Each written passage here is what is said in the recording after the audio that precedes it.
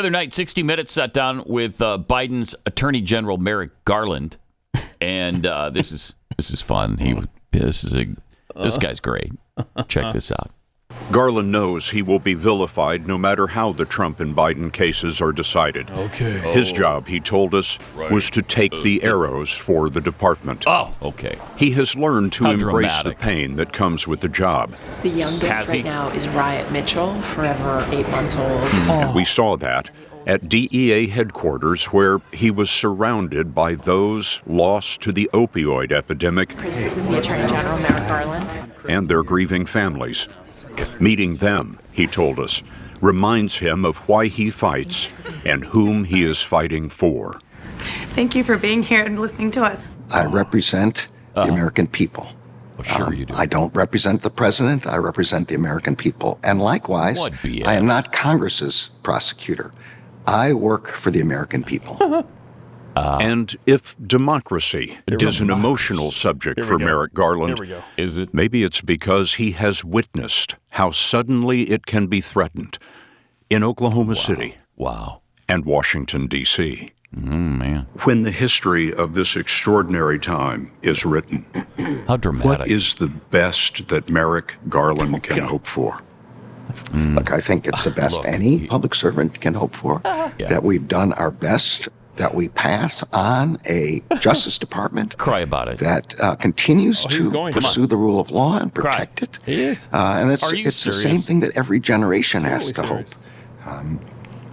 That we can pass our democracy on No! in working order. We are not a to the next democracy! generation that picks up the torch. He's crying about and it. is responsible when we're finished Oh, my gosh. to continue It's that unreal. job.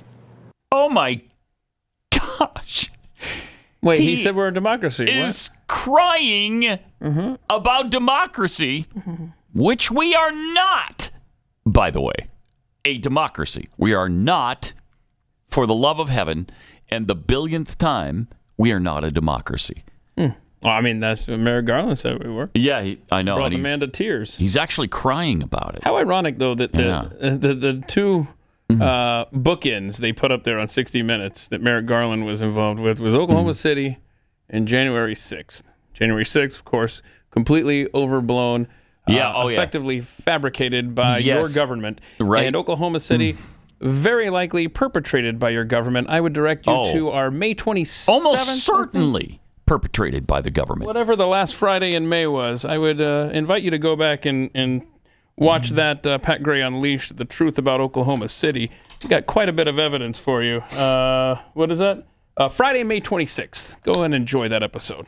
And let me just remind you what our founding fathers said about democracy.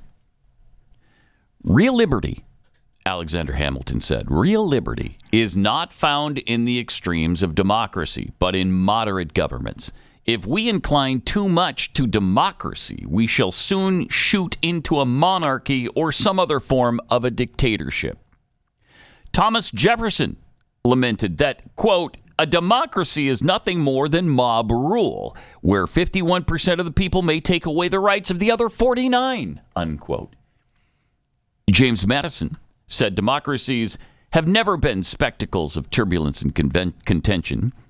They have ever been, not never been, they have ever been the spectacles of turbulence and contention, have ever been incompatible with personal security or the rights of property, and have in general been as short in their lives as they have been violent in their deaths. And from John Adams, democracy never lasts long. It soon wastes, exhausts, and murders itself. There never was a democracy yet that did not commit suicide. From that standpoint, maybe we are a democracy, because that's exactly what we're doing with our republic, is committing suicide.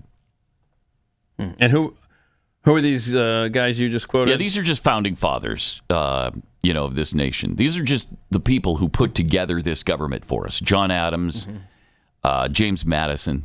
You might recognize him as the author of the U.S. Constitution. Thomas Jefferson wrote the Declaration of Independence.